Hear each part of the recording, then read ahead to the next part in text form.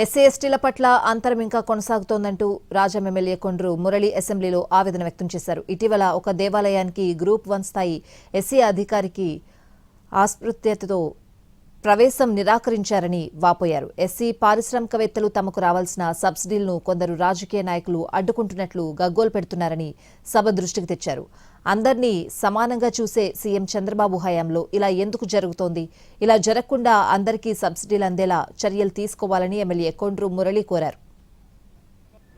ఇప్పుడిప్పుడే బయటికి రావడం, చిన్న చిన్న బిజినెస్లు చేయడం, ఇండస్ట్రీ చేయడం మనం చూస్తున్నాం. వారికి ఎంత ప్రోత్సాహం ఇస్తే సమాజంలో వారు ముందుకు రావడం జరుగుతుంది.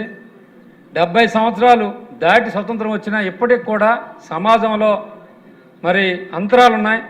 మనందరికీ తెలుసు. నిన్నగాక మొన్న కూడా ఒక గ్రూప్ 1 ఆఫీసర్ని ఆలయంలో అన్టచబిలిటీకి వెనక్కి వెళ్ళండి, లోపలికి రావద్దని చెప్పే పరిస్థితి ఇప్పటికీ కొనసాగుతుంది అధ్యక్ష. అలాంటిది ఒక బిజినెస్లో రావడం అనేది ఎంత కష్టమో మనం ఒకసారి ఆలోచించాలి.